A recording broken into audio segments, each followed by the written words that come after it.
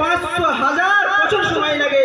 সে জিবরাইল নবী মুহাম্মদুর রাসূলুল্লাহর কাছে 24,000 বার এসেছেন, কোন নবীর বারগাতে এত আসেনি। সে জিবরাইল আমিন, জিবরাইল আমিন আল্লাহ রসুল তাজদারে মদিনা সাল্লাল্লাহু আলাইহি ওয়াসাল্লাম জিবরাইলকে বলছেন, এ জিবরাইল তুমি তো মহান রব্বুল আলামিনের হুকুম মোতাবেক কথা শোনো, কাজ করো। এ জিবরাইল তুমি বলো তো আল্লাহকে কি দেখেছো? জিবরাইল বলেন, ইয়া রাসূলুল্লাহ, ইয়া হাবিবাল্লাহ, হুজুর আমি তো আল্লাহকে দেখি না।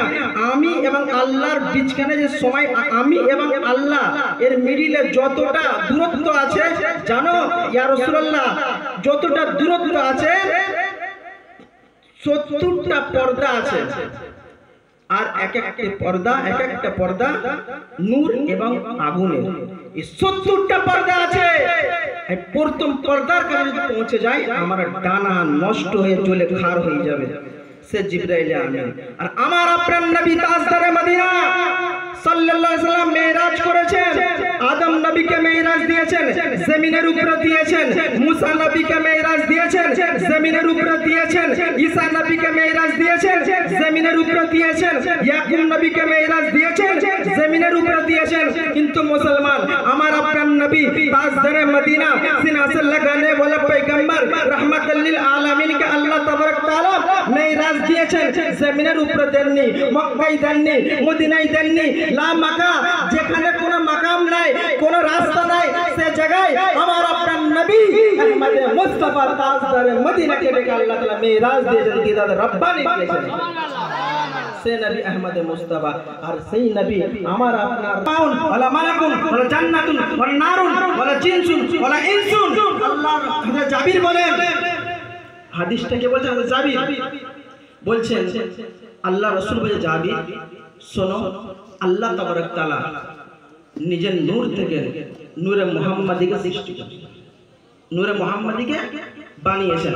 ওই সময় লোহ ছিল না, ওই সময় কলম ছিল না, ওই সময় মালায়েকা ফেরেশতা ছিল না, ওই সময় জান্নাত ছিল না, ওই সময় জাহান্নাম ছিল না, ওই সময় আসমান ছিল না, জমিন ছিল না, সূরজ ছিল না, চাঁদ ছিল না, কিছুই ছিল না। ওই সময় আমার আপনার নবী আল্লাহর কাছে ছিলেন।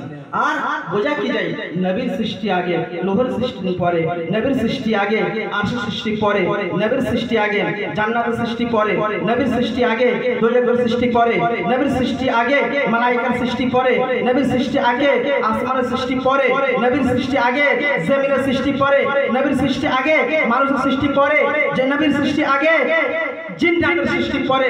বোঝা কি যায়, আমার আপনার নবী তাজদারে মদিনাকে আল্লাহ তাআলা সর্বপ্রথম নবী করেছেন, আখির নবী, আউয়াল ও আখির আমার নবী আহমদ মুস্তাফা তাজদারে মদিনা আছেন। मिट गए मिटते हैं मिट जाएंगे आदा तेरी, ना मिटाए ना मिटेगा कभी चर्चा तेरा। नबीर शान के, नबीर मर्तबा के যে ব্যক্তি মেটাতে আসবে দুনিয়ায় নিস্নামুদ হয়ে যাবে। নবীর মুহাব্বত রাসূলকে কেউ মেটাতে পারবে না, কেউ মেটাতে পারবে না। কারণ কোরআন কি বলছে, ওয়ালা সাউফা ইউতিকা রাব্বুকা ফাতারদা। এ আমার হাবিব, এ আমার নবী, আমি তোমাকে সবার জন্য মাকাম দিয়েছি, ওয়ারা ফানাল্লাকা যিকরা, তোমার মর্তবাকে উচ্চত করেছি, বুলন্দ করেছি। এ আমার নবী, আমি আপনাকে যা দেব আর অন্য কোন নবীকে এই মাকাম দেননি। তো আল্লাহ তাবারক তাআলা আমাকে আপনাকে সকলকে যেন সঠিক পথে অর্থাৎ সুন্নতের রাসূল মোতাবেক চলার তৌফিক দান করেন। আমা আলাইনা ইল্লাল বালাগুল মুবিন।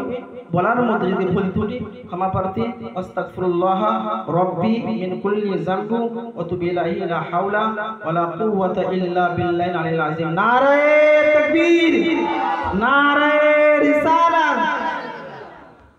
কি গোসম নারাজ নাকি? আমি কিন্তু যা জোরে সালাম দিয়েছি গোটা গ্রামবাসী শুনেছে, মাইকে তো বলেছি না, কিন্তু তোমাদের সালামের উত্তরগুলো আমার কান পর্যন্ত আসে। মিলাদুন নবীর মেহফিল তো মানে নবীর মেহফিল তো নবীর আশিক বসে থাকবে নিশ্চিত, নাকি বল? একটু দু চারটে কথা বললে ভালো লাগবে। এমন পৃথিবীতে কোনো মানুষ আছে যার মন আছে, মনে প্রেম নাই? প্রেম ছাড়া মানুষ হয়? যদি মন আছে তার প্রেম আছে, প্রেমের বিভাজন আছে। কেউ টাকাকে প্রেম করে, কেউ জমিকে প্রেম করে, কেউ যুবতীকে প্রেম করে। যার যাতে প্রেম হোক, মন আছে মানে প্রেম থাকবে, হ্যাঁ কি না? কিছু আল্লাহর বান্দা আছে শুধু আল্লাহকেই প্রেম করে, ঠিক না? কিছু নবীর আশিক আছে, নবীকে ভালোবাসে, আল্লাহকেও ভালোবাসে, ঠিক না? এখন দাম কার বেশি বলো তো? যে এককে ভালোবাসে না যে দুজনকে ভালোবাসে? দাম কার বেশি? যে দুজনকে ভালোবাসে। আরো একটু বলো তো, ঘরের ভিতরে ঢুকে কেউ শুধু বউকে ভালোবাসে, বাপ মাকে ভালোবাসে না, আবার কেউ বাপ মাকেও ভালোবাসে, বউকেও ভালোবাসে। এই দুজনের মধ্যে ভালো কে? যে দুজন কি ভালোবাসে তো? আমার সব কথাতেই বুঝতে পারবে দুইয়ের ওপরে চলে যে সেই ভালো। একের ওপরে চলনেওয়ালা, বলো একের ওপরে চলনেওয়ালা ভালো নয়। তার কারণ আল্লাহ এটাই বোঝাতে চাইছেন বান্দাকে, এক শুধু আমি থাকবো, এক শুধু আমি থাকবো, আমার শরীকার কেউ হবে না। আর এক শুধু এক থাকবে, আমার মেহবুব নাম যার মুহাম্মদ, তার মতো কেউ হবে না। এই যে দুজন, দুইয়ের মতো কেউ হবে না। এইখানেও একজন আর একজন মিলে দুইজনই হবে। এখন যে কোনো মানুষ, যে কোনো এনি হাউ ম্যান, যে কোনো মানুষ কলমা পড়বে, মুসলমানের ঘরে হলে তো কাউকে কলমা পড়াতে হবে না, সে তো জানেই লা ইলাহা ইল্লাল্লাহ মুহাম্মাদুর রাসূলুল্লাহ পড়তে হয়। এখন এই যে কালামটা, সেন্টেন্সটা, বাক্যটা আমি বললাম, এতে কজন আছে বলো তো? দুজন। লা ইলাহা ইল্লাল্লাহ একজন, মুহাম্মাদুর রাসূলুল্লাহ আরেকজন, দুইজন না? আল্লাহ প্রথম থেকেই বোঝাতে চাইছেন যেই জিনিসটার মাধ্যমে তুমি আমার বান্দা বলে স্বীকৃতি পাবে। সবাই বান্দা তো, কুল মাখলুকে যত ইনসান আছে সবাই আল্লাহর বান্দা, কিন্তু উম্মত সবাই নবীর নয়। ঠিক আছে, কথা ক্লিয়ার বোঝা গেল? আমি এখনো শুরু করি। এই জিনিসটা আল্লাহ কেন বোঝাতে চাই?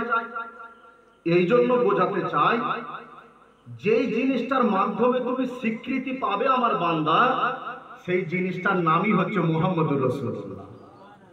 ঠিক আছে, এর মাধ্যমে তুমি আমার সঙ্গে জুড়ে গেলে, তুমি আমার বান্দা বলে স্বীকৃতি পেয়ে গেলে, মুসলমান বলে স্বীকৃতি পেয়ে গেলে।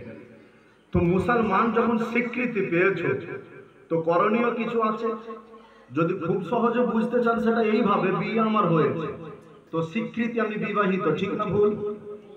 স্বীকৃতি হয়েছে, কিন্তু যতদিন না পর্যন্ত আমি সন্তানের বাবা হচ্ছি, শুধু পাড়ার লোকই জানবে বিবাহ হচ্ছে, বাইরে কেউ জানবে না।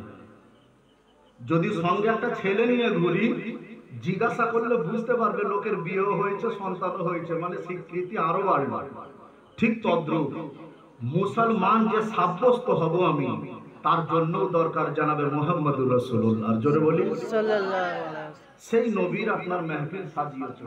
তো আমি চাইবো যতটুকু সময় দেবে, ততটুকু সময় নবীর আশিক হয়ে থাকে। কিসের জন্য আশিকের দরকার, ইশকের দরকার? আমাদেরকে প্রথম কথায় আল্লাহ বলেছেন এটা, যে বান্দা আমাকে ভালোবেসে তুমি আখিরাতের ময়দানে যে বাঁচতে চাইবে, তো আমাকে ভালোবাসাটা তখন পরিপূর্ণ হবে যখন আমার নবী মুস্তাফা মাহবুবে মুহাম্মদুর রাসূলুল্লাহ সাল্লাল্লাহু আলাইহি সাল্লামকে মহব্বত করবে। তো আল্লাহ রাসূল সাল্লাল্লাহু আলাইহি সাল্লাম কি বললেন? আমাকে ভালোবাসবে কেমন? আল্লাহ কি দেখালো যে আমাকে ভালোবাসাটা বাঁচতে গেলে একজন ব্যক্তি আছে, তাকে বাঁচতে, নাম কি তার? মুহাম্মদুর রাসূলুল্লাহ। তিনি কি বলছেন এবারে কেমন বাঁচতে হবে? তো তিনি বলছেন এমন বাঁচতে হবে কে তোমার ঘরে যে স্ত্রী আছে তার থেকে বেশি, ঘরে যে সন্তান আছে তার থেকে বেশি, তোমাকে যে জন্ম দিয়েছে গর্ভে ধরে মা তার থেকে বেশি, যাও রসে এসেছো সেই বাবার থেকে বেশি, এমনকি তোমার কাছে সব থেকে প্রিয় টাকা জমি তার থেকেও বেশি, আরো বেশি করে বোঝো তোমার যে জান সব থেকে প্যারা তার থেকেও বেশি যদি আমাকে মোহাব্বত না করো, তুমি মুমিন হতে পারবে না। এখান থেকে পরিষ্কার যে আমি মুমিন সাব্যস্ত হব নবী মুহাম্মদকে জানের থেকেও বেশি ভালোবেসে। জোরে বলি এবারে আমার কথা কি ক্লিয়ার বোঝা গেছে? তো জানের থেকে বেশি ভালো সে তাকেই বাসে যার প্রতি সে আশিক হয়, যার প্রতি তার ইশক থাকে, যার প্রতি তার প্রেম থাকে। আমি চাইবো সকলে আমার নবী মুস্তাফার আশিক হয়ে বসুক।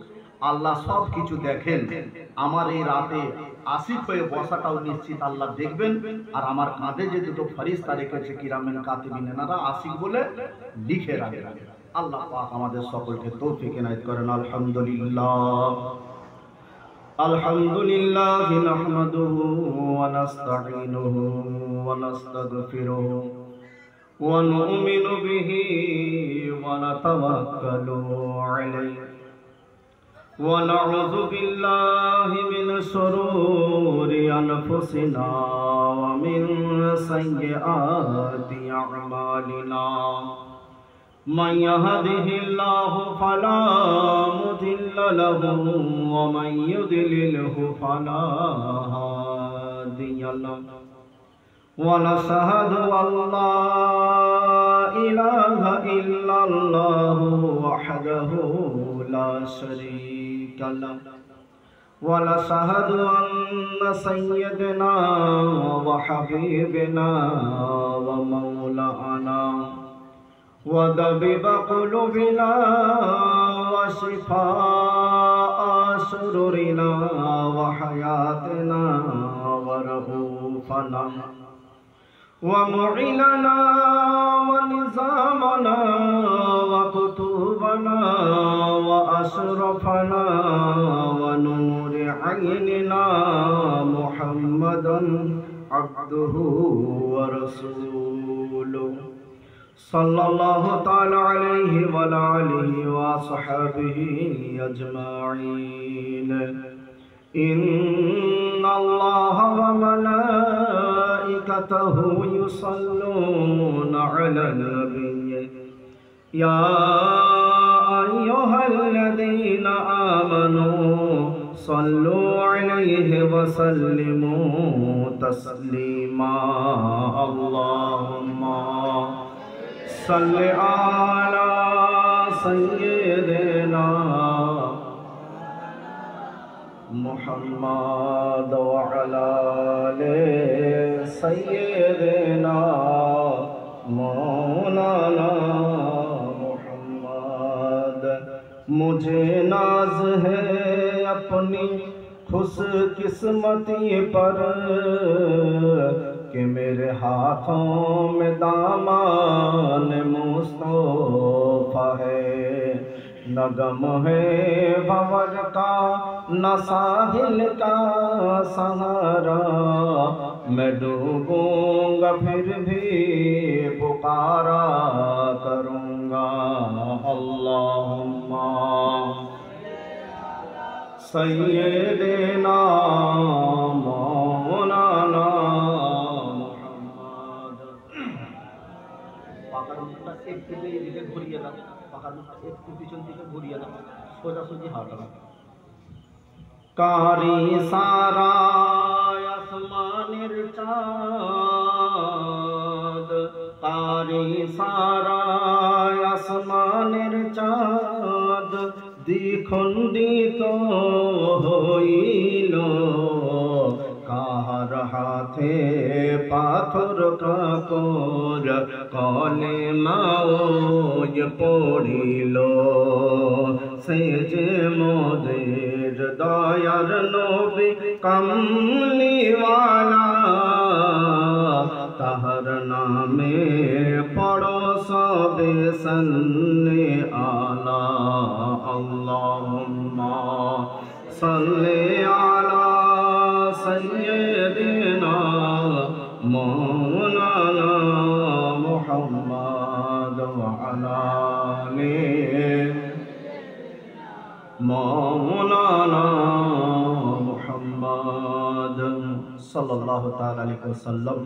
ফাউযু বিল্লাহি মিনাশ শাইতানির রাজিম। বিসমিল্লাহির রহমানির রহিম। قل إن كنتم تحبون الله فاتبعوني يحببكم الله ويغفر لكم ذنوبكم والله غفور رحيم.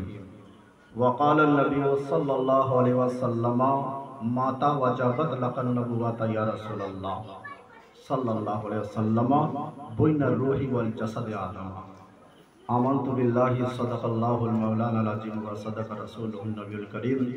ونحن على ذلك لمن الشاهدين والشاكرين الطيبين أجمعين الحمد لله رب العالمين या खुदा बहरे जनाब मुस्तफ़ा इमदाद कुन या रसूल अल्लाह अज बहरे खुदा इमदाद कुन या शहीद करबला या दाफ़िए करबो बला गुल रुखा शहजादा गुलगो कबा इमदाद कुन गौसे आज़म बामने बेसरो सामा मदादे की बिलाईदी मदादे काबा इमा मदादे बागिरदावे बला उफ्ताद कश्ती मदद कुन या मुईनुद्दीन चिश्ती कादिरियम नारैया गौसे आज़म नी जन्म दमदे शेख सैयद रूहुल हुदा की रमानी जन्म बलागल उला बिकमालिही कसफत दुजा बिजमालिही हसनत जमीओ खिसालिही सल्लु अलैहि व आलिही करूं तेरे नाम पे जां फिदा नबस एक जां दो जहां फिदा दो जहां से भी नहीं जी भरा करूं क्या करोड़ जहां नहीं আমরা সকলে অবগত আছি 12 রবিউল আউয়াল মোতাবেক আজকে 13 রবিউল আউয়াল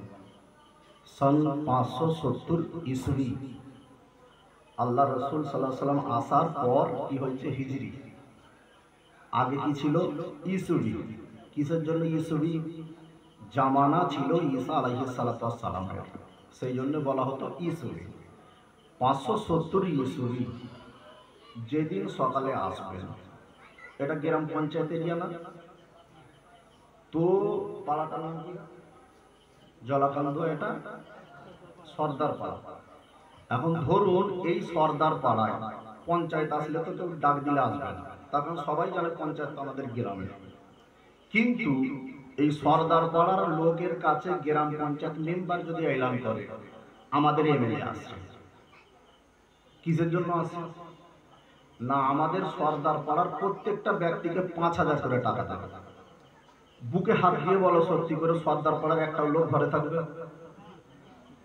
এমএলএ আসছে আমাদের 5000 করে টাকা দেবে পার হেড যদি আপনার কোলেরও বাচ্চা থাকে তাকে নিয়েও কিন্তু আসবে ঠিক এখন আসবে আমরা সকলে গিয়ে মাঠে অপেক্ষা করবো নাকি এমএলএ এসে অপেক্ষা করবে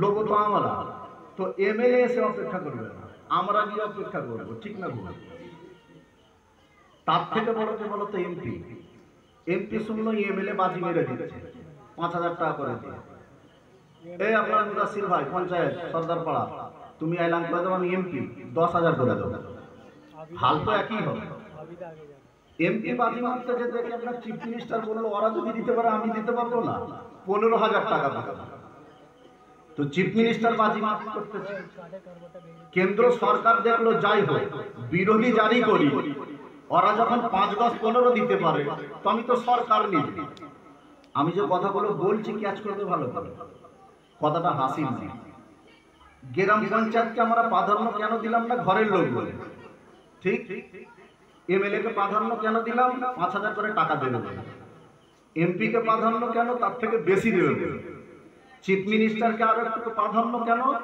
তার থেকে বেশি দেবে কেন্দ্র সরকার দেখলো এরা যদি এত মানুষের প্রিয় হতে পারে আমি বিরোধিতা করতে পারি তো আমি 50000 করে টাকা দেব এখন 4 জন ব্যক্তি এনারা কি এসে অপেক্ষা করবেন না আমরা কি অপেক্ষা করব মেবি আমরা কি অপেক্ষা করব কেন না প্রত্যেকটা ব্যক্তি আমাদেরকে কিছু টাকা দেবে ওয়াদা করেছে ঠিক না ভুল এই যে ওয়াদা করেছে আমরা অপেক্ষারত একজন আসছেন দেবে আমি অপেক্ষা করছি এই যে অপেক্ষা করছি যতক্ষণ না আসে টাইম ফিক্স করলো 3:30 আগে তো আমার মনে হলো যে সর্দার পাড়ায় তো আমি একা নেই মিনিমাম আপনার 10000 লোক তো 3:30টায় যদি আপনার টাইম দিয়ে থাকে প্রধানমন্ত্রী আসবে তো আমাকে 2:30টা থেকে না গেলে শুনতে জায়গা পাবো না পিছনে হয়ে যাবে 10000 লোকের পিছনে তো 1 ঘন্টা আগে থেকে আমি অপেক্ষারত কি প্রধানমন্ত্রী আসবে আমাকে 50000 টাকা দেবে ঠিক এই যে আমি 1 ঘন্টা অপেক্ষা করছি এখন বলুন আমাদের সবার মনেতে কিন্তু একই জিনিস চলছে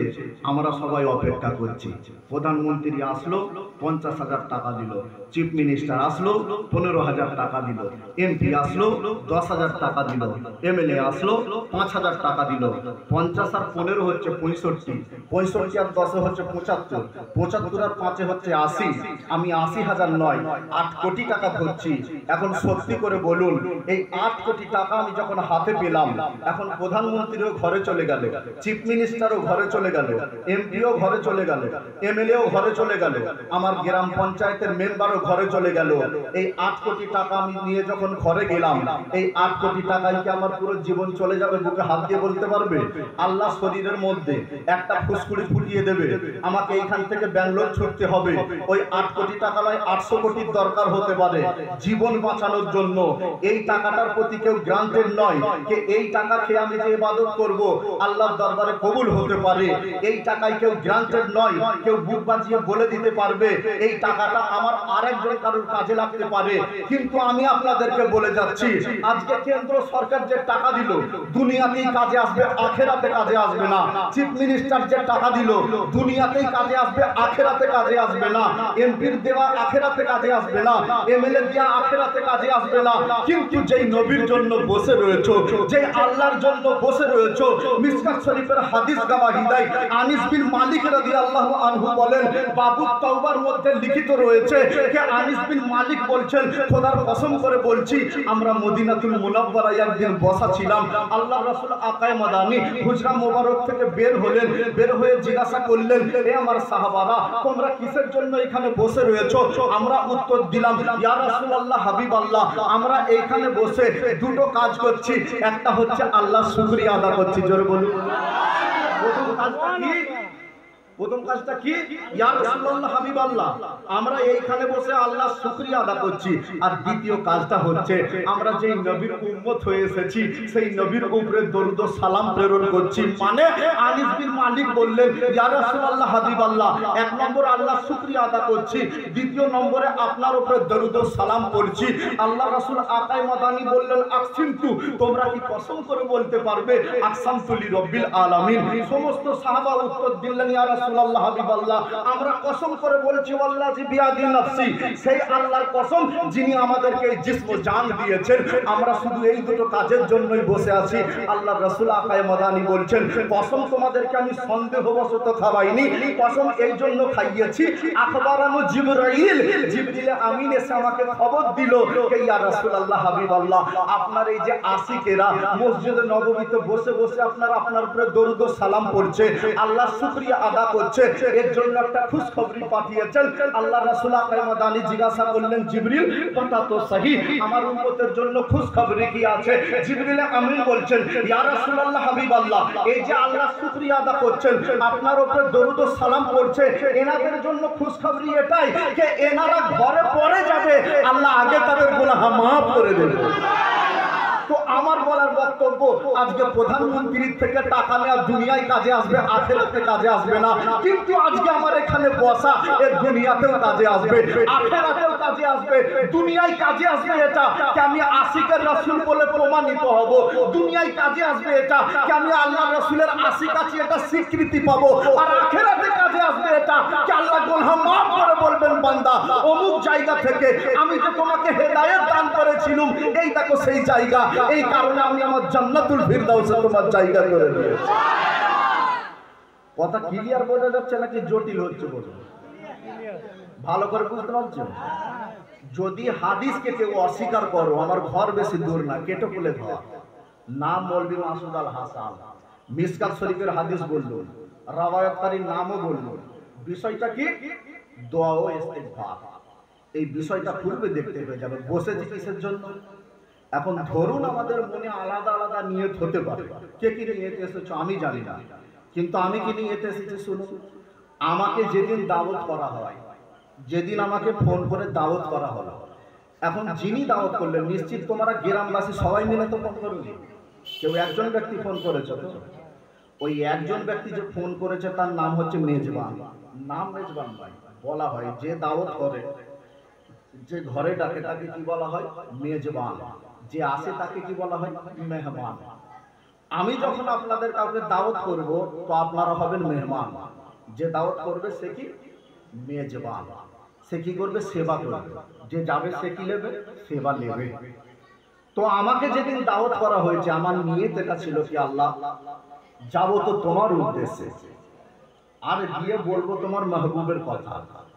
কবুল করার দায়িত্ব পৃথিবীর কোন মুক্তির হাতে নয়, কার হাতে? জোরে বলুন, আরো জোরে। কবুল করার দায়িত্ব আল্লাহর হাতে। কোনো মুফতি ফতোয়া দিলে তো আমি মানব না। তার কারণ কোরআন গবাহি দেয় যে আমার এতটুকু নেকিও সেদিন কাজে আসবে আর এতটুকু গুনাহ আমাকে দেখাতে হবে। কিন্তু আমি খুশি কেন জানো? আমার আল্লাহ এত বড়, কত বড়, ভয় দেখিয়ে হয় না কিছু। আল্লাহর কোরআন সাক্ষী দিয়েছে, উদউ সাবিলা ইলা রাব্বিকা বিল হিকমাতি ওয়াল মাউইজাতিল হাসানা, যে আমার রাস্তায় যখন কাউকে ডাক দেবে জাহান্নামের ভয় দেখিয়ে না, সুন্দর কথা বলে ডাক দিও, হিকমাতি ওয়াল মাউইজাতিল হাসানা, উপস্থিত বুদ্ধিটার ব্যবহার করো আর সুন্দর কথা বলে ডাক দিও আমার রাস্তায়। তার কারণ বলার ডিউটি তোমার, হেদায়েত দেওয়ার দায়িত্ব আমার। জোরে বলুন সুবহানাল্লাহ। আল্লাহ দেবে হেদায়েত। হেদায়েত কখন কেউ কাউকে জোর করে দিতে পারে না। তার কারণ হেদায়েতটা জিনিস কি আমরা তো সেদিকে লক্ষ্য করি না। হেদায়েতটা কি? হেদায়েতটা যদি আমরা বুঝতাম তো নিশ্চিত আজকে ফিতনার মধ্যে জড়াতাম না, ঝগড়া ঝাঁটির মধ্যে জড়াতাম না। হেদায়েতটা যদি এক কথাই বুঝতে চান সেটা হচ্ছে এটা, খারাপ থেকে দূরে সরে খারাপকে ছেড়ে দিয়ে ভালোর উপরে অভ্যস্ত হওয়ার নাম হচ্ছে হেদায়েত। ওটা আমি শুধু চেষ্টা করলে হবে না, ওতে আল্লাহর মদতও থাকা চাই, আল্লাহর রহমতও থাকা চাই, তবে আমি হেদায়েত প্রাপ্ত হব। ফর এক্সাম্পল, এখন ধরুন আমি মসজিদেতে 5 ওয়াক্ত নয় 6 ওয়াক্ত নামাজ পড়ছি, 5 ওয়াক্ত নামাজ পড়ছি আর রাতে সবাই যখন ঘুমাচ্ছে মসজিদে গিয়ে তাহাজ্জুদ পড়ছি। কোনো গ্যারান্টি আছে পরের দিনে কারোর পুকুরে মাছ চুরি করবো? যদি করি তাহলে জানবে এখনো হেদায়েত আমার কাছে আসে। নামাজ আসলো মানেই হেদায়েত নয়, এটা ক্লিয়ার জেনে রেখো। তার মানে এটা মনে করো না যে আমি নামাজ থেকে দূরে সরতে বলছি। প্রত্যেকটা মুসলমানের জন্য ফরজে আইনকে তাকে নামাজ আদা করতেই হবে। যদি না করো গুনাহগার, আর যদি ইনকার করো তো মুশরিক, কাফির হবে, মুনাফিক হবে। ইনকার করা চলবে না, অস্বীকার করা চলবে না। কাজা হতে পারে, আদা করতে হবে। তার কারণ কাজা হবে এটা আল্লাহ জানে, হ্যাঁ কিনা বলি? বান্দা যে কাজা করবে নামাজ এটা আল্লাহ জানে না, জানে না? আমি কি করব কি করব নি, যে সমস্ত কিছু কাজ আমার জানেন, সেই যাত্রার নাম হচ্ছে আল্লাহ। আর মাহশারের ময়দানে, হাসরের ময়দানে আমরা একদিন সবাই উঠবো না, ঠিক তো? নাকি এখানে কেউ আছো বলো যে হাসরের ময়দানে যাবে না? তাহলে হাত, সবাই যাবে, কেউ বাকি থাকবে না। সবার হাল কি একই হবে? আমরা কি সবাই একই কন্ডিশনে দাঁড়াবো, একই কাতারে দাঁড়াবো? তাহলে তো আপনার জলসা জুলুস করে লাভ কি, নামাজ পড়ি বা লাভ? কথা ভালো করে বুঝবে। যদি একই কাতারে দাঁড়ায় আল্লাহ, তো তোমার নামাজের গুরুত্ব নাই, রোজার গুরুত্ব নাই, হজের গুরুত্ব নাই, যাকাতের গুরুত্ব নাই। আর যদি কাতার বিভাজন হয় তাহলে তোমার নামাজেরও গুরুত্ব আছে, হজেরও গুরুত্ব আছে, যাকাতেরও গুরুত্ব আছে, সমস্ত কিছুর গুরুত্ব আছে। তো আল্লাহ কোরআনে পাকেতে ইরশাদ করছেন, এ আমার বান্দা, তুই আমাকে প্রশ্ন করার আগে আমি যে মুসলমানকে কাজটা দিয়েছি যে তুই কালমা পড়ার পর সর্বপ্রথম ইলম অর্জন করবি। এই ইলম অর্জন করলে তোকে কোরআনের কাছে আসতে হবে। তুই কোরআন যখন তেলাওয়াত করতে শিখবি, আমি আল্লাহ আমার সঙ্গে কথা বলতে শিখবি। জোরে বলুন সুবহানাল্লাহ। এখন আমরা যে কোরআনটা তেলাওয়াত করি, এই তেলাওয়াত করাটা কি? কথাগুলো কার? শব্দ আল্লাহ। তো আল্লাহর কথা যখন আমি রিপিট করছি, কথাটা কার সঙ্গে বলা হচ্ছে? জোরে জোরে জোরে আল্লাহর সঙ্গে। এখন ধরুন সাপোজ ঘরের মধ্যে আমি আছি, আমার দিদি আছে, আর কেউ নেই, দুজন আছি, অনলি দুজন। এই দুজনে মিলে কি কথা হবে ঘরের বাইরে কাউকে বলবে? তোমরা কেউ বলেছো? আজ পর্যন্ত পৃথিবীর ইতিহাসে এটা নেই যে কোনো বান্দা ঘরের ভিতরে স্ত্রীর সঙ্গে কি কথা কয়েছে বাইরে সবাইকে বলে বেরিয়েছে। একমাত্র একটা জাত আছে, আপনার আমার নবী মুস্তাফা সাল্লাল্লাহু আলাইহি ওয়াসাল্লাম নিজের স্ত্রীগণকে বলছেন, আজওয়াজে মুতাহারাতদেরকে বলছেন, এই আমার আপনার আহলিয়ারা, আমার সঙ্গে থাকনে वालीরা, তোমাদেরকে আমি হুকুম করছি যে আমি নবী মুস্তাফা তোমাদের সঙ্গে ঘরের ভিতরে কি রকম আচরণ করেছি আমার সাহাবাদেরকে বলো, আমার সাহাবার স্ত্রীদেরকে বলো। না কিসের জন্য বলবো ইয়া রাসূলুল্লাহ? না তোমরা কি কোরআন তেলাওয়াত করোনি? কোরআনেতে আমার আল্লাহ পাক ইরশাদ করেছেন, লাকাদ কানা লাকুম ফি রাসূলিল্লাহি উসওয়াতুন হাসানাহ। এই মক্কাবাসীরা শোনো, এই মদিনাবাসীরা শোনো, এই বিশ্বের যে কোনো প্রান্তের আপনার মুসলমান শোনো, বিশ্বের প্রান্তের যে কোনো মানুষ শোনো, যে তোমরা দুনিয়ায় কিভাবে চলবে, কিভাবে বলবে, এটা তোমাদের মতো নয়, আমার নবী মুস্তাফার মতো হতে হবে। তোমরা চুল কি রকম কাটবে, ওটা শাহরুখ খানের মতো নয়, আমার নবী নবী মুস্তাফার মতো হতে হবে। তোমরা বাপ মার সঙ্গে কথা কিভাবে বলবে, আমার নবী মুস্তাফা যেমন বলেছে তেমন করে বলবে। তোমরা স্ত্রীদের সঙ্গে কিভাবে ব্যবহার করবে, নবী মুস্তাফা যেমন বলেছে তেমন করে বলবে। তোমরা যখন মসজিদে নামাজ আদা করতে যাবে, আমার নবী মুস্তাফা যে রকম নামাজ আদা করেছে ওই রকম ভাবে নামাজ আদা করতে যাবে। এইটা আল্লাহ বোঝালেন বান্দাকে, যে যদি ইলম অর্জন করো তো তাহলে কি হবে, আমার সঙ্গে কথা বলতে শিখবে। আর আমার সঙ্গে কথা বলতে শিখলে আমি বলেছি উদউনি আস্তাজিব লাকুম, তোমরা আমাকে ডাকো, আমি আল্লাহ তোমাদের ডাকে সাড়া দেবো। জোরে বলো। তোমরা কে এখানে আছো বুকে হাত দিয়ে বলো এতদিন ধরে আল্লাহকে ডেকেছো, আল্লাহ ডাক দিয়েছে, সাড়া দিয়েছো, পেয়েছো? তাহলে কি কোরআন মিথ্যে? কখনো হতে পারে না। আমার ঈমান সাক্ষী দেয় কোরআন ভুল হতে পারে না, কোরআন নির্ভুল। এটা প্রথমেই আমাকে কোরআন শিখিয়েছে, জালিকাল কিতাবুল লা রাইবা ফীহি, আমার মধ্যে কোনো সন্দেহ বা শক, কোনো ভুল ত্রুটি নেই। তো মুসলমানের ঈমান কোরআনে কোনো ভুল নেই। আল্লাহ কোরআন পাকে কি বলেছেন, উদউনি আস্তাজিব লাকুম, আমাকে ডাকো, আমি তোমাদের ডাকে সাড়া দেব। এখন সত্যি করে বলবো, আজকে যেও ঘরে ফজরের নামাজ আদা করে আল্লাহকে ডাকে, আল্লাহ কিরকম ডাকে সাড়া দেয় দেখি শুনতে পাও, তার মানে মিথ্যে নয়। আমি বোঝাতে যেটা চাইছি সেটা ভালো করে বোঝো। আজকের দিনে যে সমস্ত মুফতি, যে সমস্ত আলিম ইউটিউবের মাধ্যমে বলতে চাচ্ছ তোমরা যে নবী মুহাম্মদ আমাদেরই মতো, আমি তাদের উদ্দেশ্যে এত বড় চ্যালেঞ্জ করলাম যে তোমরাও মায়ের লাল যদি হও তো একবার ফজর বাদে নামাজ আদা করে ডেকে দেখাও যে আল্লাহ তোমাদের ডাকে সাড়া দেয় কি। কিন্তু দলিল গালাহি দেয়, দলিল সাক্ষী দিচ্ছে, তোমরা যেই নবী মুস্তাফার উপরে অবতীর্ণ হওয়া কোরআন নিয়ে এত বড় কথা বলছো, সেই নবী মুস্তাফা যখন গারে সোর থেকে আমার আল্লাহকে ডেকেছেন তো আল্লাহ ডাকে সাড়া দিয়েছে। জোরে বলুন। সেই নবী মুস্তাফা যখন মদিনাতুল মুনাওয়ারা থেকে আল্লাহকে ডাক দিয়েছেন, আল্লাহ ডাকে সাড়া দিয়েছে। সেই নবী মুস্তাফা যখন আপনার মক্কা থেকে ডাক দিয়েছেন আল্লাহকে, তো আল্লাহ ডাকে সাড়া দিয়েছে। আমি এই দলিল থেকে বোঝাতে চাই, নবী মুস্তাফা দেখতে মানুষের মতো হতে পারে কিন্তু কখনোই তোমার আমার মতো হতে পারে না। তার ডাকে সাড়া দেয়, তোমার আমার ডাকে সাড়া দিলেও আমরা শুনতে পাই না। তার মানে ওই কান আর এই কান এক হতে পারে না। ক্লিয়ার? আমার কথাটা বোঝা গেল কি? এবারে আসুন আর একটা দলিল সিয়াসিত্তার থেকে, ইবনে হাতিমের মধ্যে থেকে আপনার হাদিস। আল্লাহ রাসূল আকায়ে মাদানী নামাজ আদা করছেন, আমাদের মসজিদে ইমাম সাহেব নামাজ আদা করে না করেন?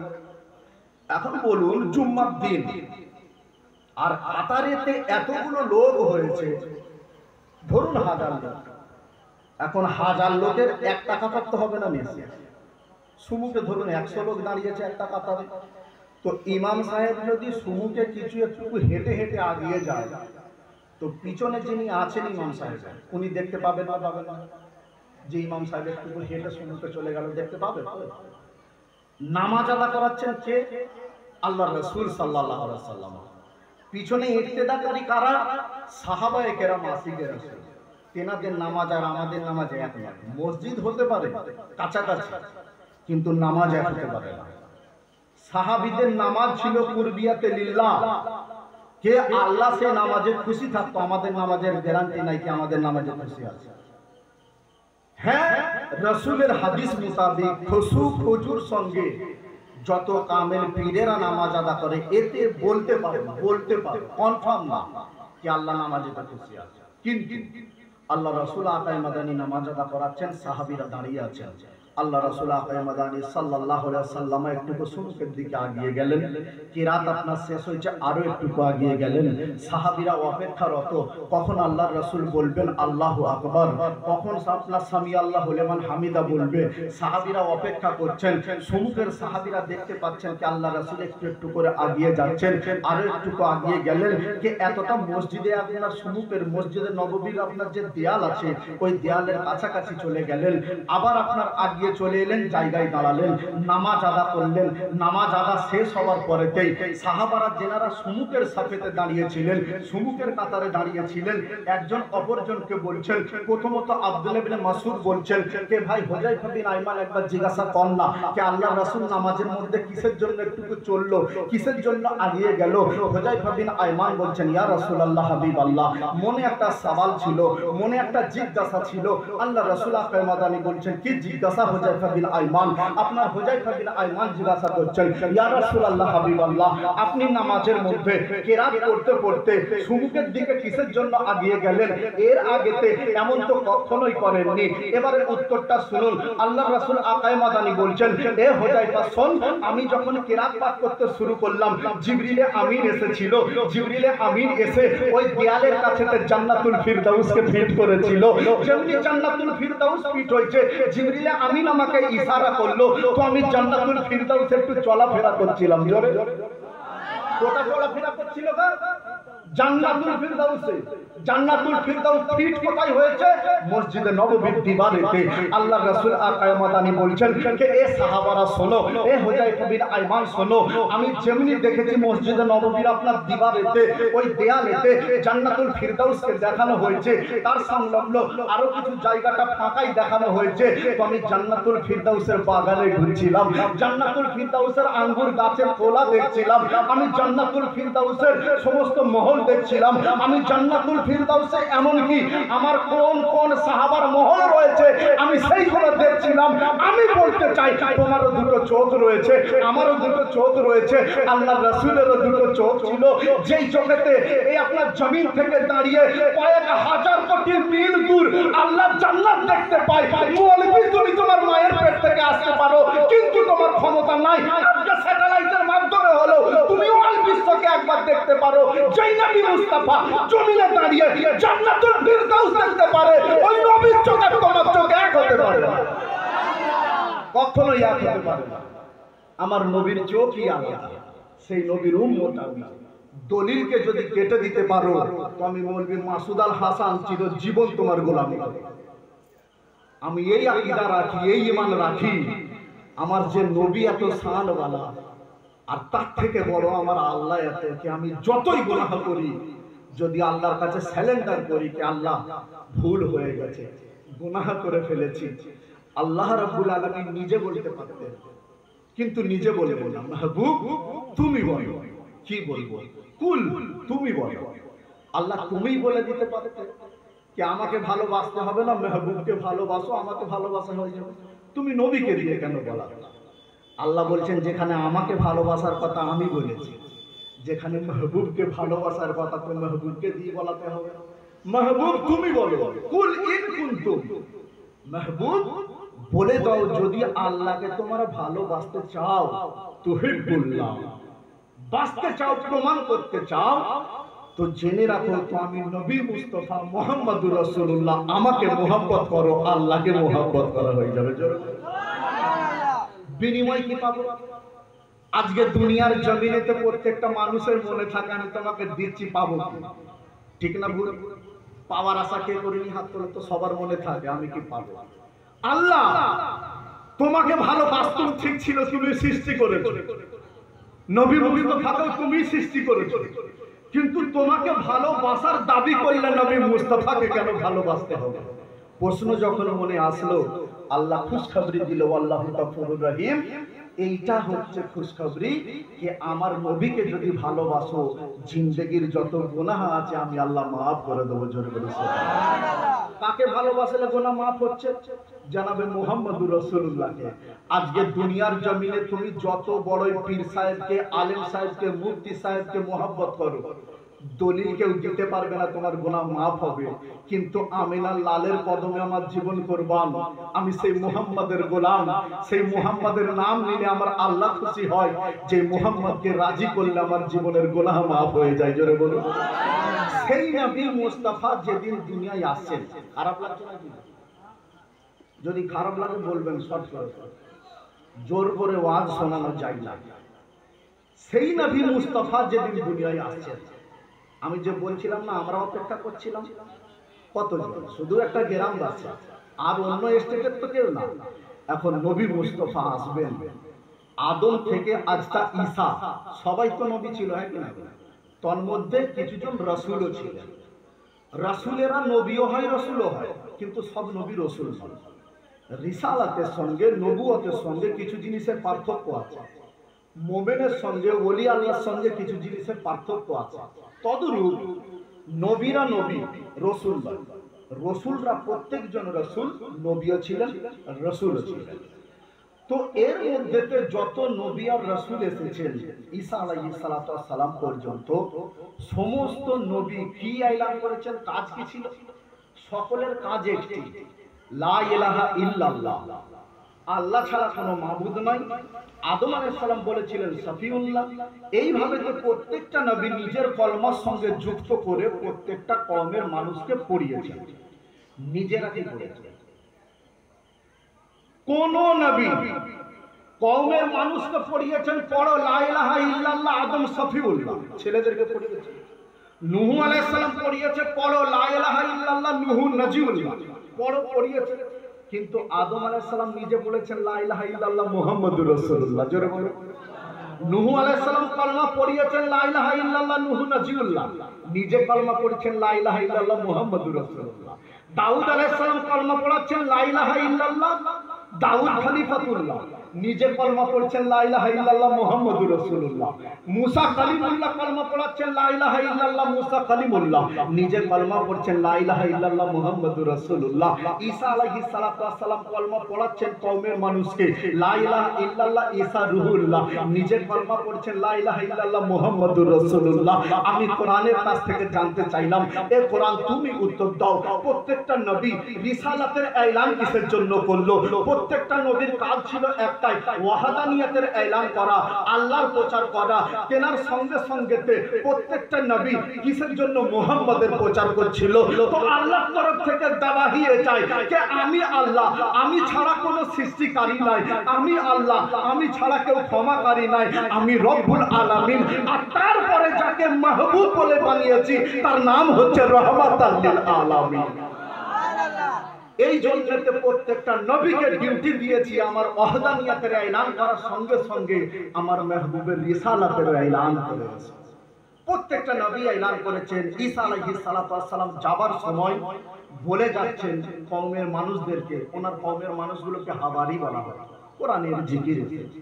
হাওয়ারিদেরকে বলছেন কে শোনো, জামানা আখির মে, এই জামানায় আমি যাবার পর যদি দেখো কে সেই নবীর আবির্ভাব হয়েছে, আসমানে নাম তার আহমদ, পৃথিবীতে নাম তার হবে মুহাম্মদ। জোরে বলে সুবহানাল্লাহ। ওই নবীর হাতে সবাই কলমা পড়ো আমার দিন ছেড়ে, আমার দিন ছেড়ে। তো একজন হাওয়ারি জিজ্ঞাসা করলেন, গুস্তাখি মাফ ঈসা ইবনে মারইয়াম, সেই নবী কেমন যে আপনার দিন ছেড়ে তার দিনে চলে যেতে হবে? সেই নবী কি আপনার থেকে বড়? সেই নবী কি আপনার থেকে আফজাল? সেই নবীর থেকে আপনার থেকে কি আপনার সেই নবী অনেক বেশি গুণবান? ঈসা আলাইহিস সালাতু ওয়াস সালাম বলছেন যে গুণের কথা বাদ দাও আর মুহাম্মাদের কথা বাদ দাও। মুহাম্মাদের উম্মত এমন হবে যে আদম আলাইহিস সালাতু ওয়াস সালাম 309 বছর একটি কথা বলেছিল, রব্বানা যালামনা আনফুসানা ওয়া ইল্লাম তাগফির লানা ওয়া তারহামনা লানাকুনান্না মিনাল খাসিরিন। আর উম্মতে মুহাম্মাদীকে, মুহাম্মাদের উম্মতকে 309 বছর বলতে হবে না। গুনাহ করার পর সে একবার পড়বে আস্তাগফিরুল্লাহ রাব্বি মিন কুল্লি জামবি ওয়া আতুবু ইলাইহি লা হাওলা ওয়ালা কুওয়াতা ইল্লা বিল্লাহিল আলিয়্যিল আযীম। ওই উম্মতের পড়া শেষ হবে পরে আল্লাহ তার থেকে আগে ওই উম্মতের গুনাহ maaf করে দেয়। ওই উম্মতের ফজিলত এত, তো ভাবো নবীর ফজিলত কত। তো হাওয়ারি চুপ হয়ে গেছে। और कुछ है? তো হাওয়ারি যখন জিজ্ঞাসা করেছে और कुछ है, তো ঈসা আলাইহিস সালাতু ওয়াস সালাম বলে উঠলেন যে শোনো, যদি কাশ আমি থাকাই সেই মুহাম্মাদের আবির্ভাব হয়ে যায়, আর সেই মুহাম্মদ যখন হিজরত করবে আমি যদি তার সঙ্গটা পাই, তো আমি ঈসা আলাইহিস সালাতু ওয়াস সালাম নবী হওয়ার থেকেও বেশি মুহাম্মদের সাথী হওয়াটাকে ধন্যবাদ মনে করব। যেমনি বলে চলে গেলেন। তো হাওয়ারিরা কি অপেক্ষা করছেন কি হবে কি হবে। আর একজন হাওয়ারি জিজ্ঞাসা করলেন, হুজুর গোস্তাকে মাফ, শেষ মনে একটা ইলতেজা আছে, ওই নবীর কলমা পড়লে বেনিফিট কি আছে, লাভ কি আছে? তো ঈসা আলাইহিস সালাতু ওয়াস সালাম এবারে আল্লাহর দিকে হাত করে বলছেন, আশহাদু আন্নাকা, আল্লাহ তুমি সাক্ষী থাকো যে মাহবুবের রিসালাতের এলান তুমি করতে বলেছো, আমি ঈসা ইবনে মারইয়াম সেটা তো এলান করে গেছি, কিন্তু যেহেতু প্রশ্ন হয়েছে সেই কথাটা আমি বলে যাব।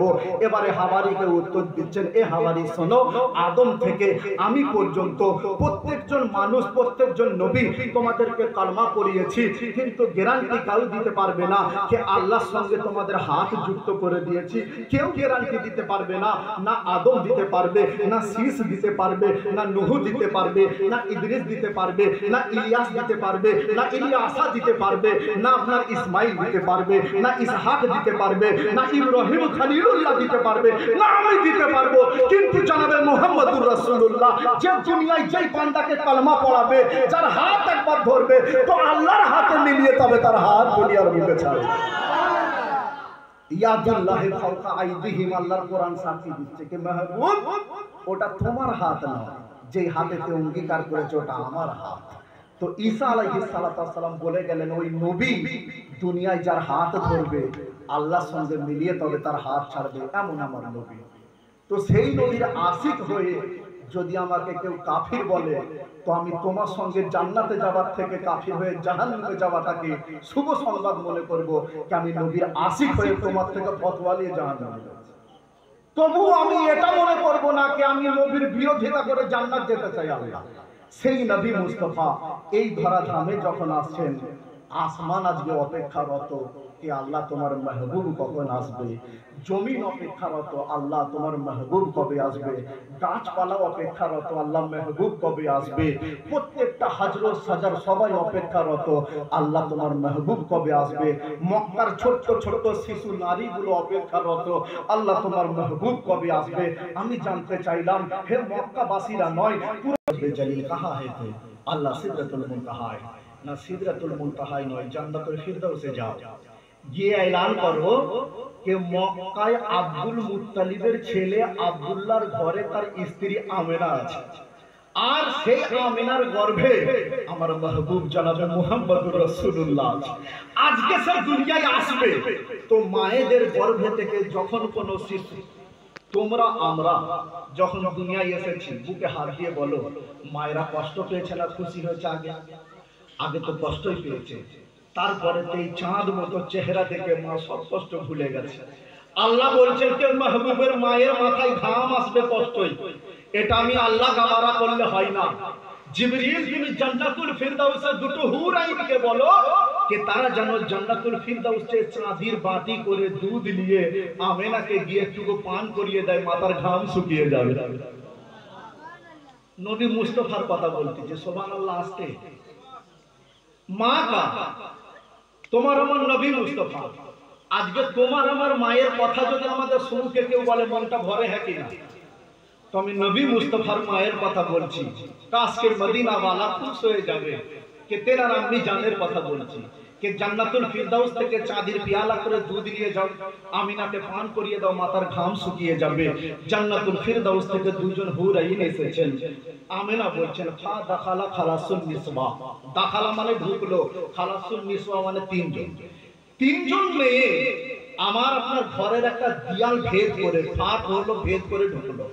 ঢুকতে আমি জিজ্ঞাসা করলাম তোমরা কারা? এর আগে না মক্কায় দেখেছি না মদিনায় দেখেছি তোমাদেরকে, তার কারণ আমিনার ঘর তো যেন মদিনায়। আল্লাহ রাসূল আকায়ে মাদানী মদিনাকে চুইস কেন করেছে? নানি কুলজে, নানার বাড়ি। নানার বাড়ি কাকে না পছন্দ হয়? হ্যাঁ, আল্লাহ রাসূল আকায়ে মাদানী নানি ঘর হচ্ছে মদিনা, যখন তখন ইয়াসরিব বলা হতো।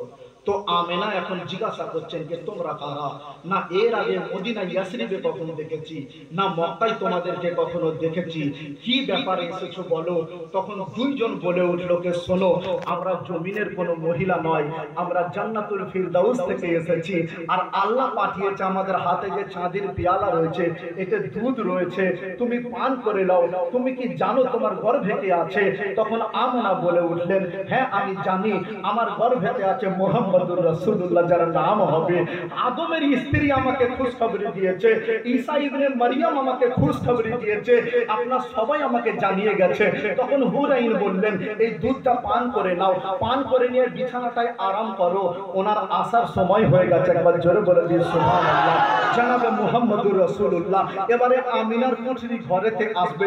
আল্লাহ রাব্বুল আলামিন কি করছেন, আবার আপনারা জিবরিল আমিনকে ডাক দিলেন, হে জিবরিল, জি রব্বে জালিল কোথায় আছো? আল্লাহ সিদরাতুল মুনতাহায়, কে যাও জান্নাতুল ফিরদাউসকে আমার সাজানো হোক। জিবরিল আমিন বলছেন, আল্লাহ তোমার জান্নাতুল ফিরদাউস এমনিতেই তো সেজে আছে, আবার কি দিয়ে সাজাবো?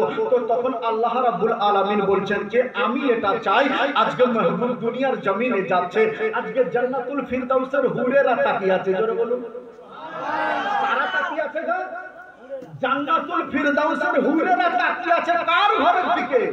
মা আমিনার ঘরের দিকে। কে নবী মুস্তাফা দুনিয়ায় যাবে, জান্নাতুল ফিরদাউসকে আরো সাজাও। কে কিরকম করে আল্লাহ সাজাবো? না মিকাইলকে ডাক দাও, না আপনার আজরাইলকে ডাক দাও, ইসরাফিলকে ডাক দাও। আল্লাহ ডাক দিলাম, এবারে কি করতে হবে?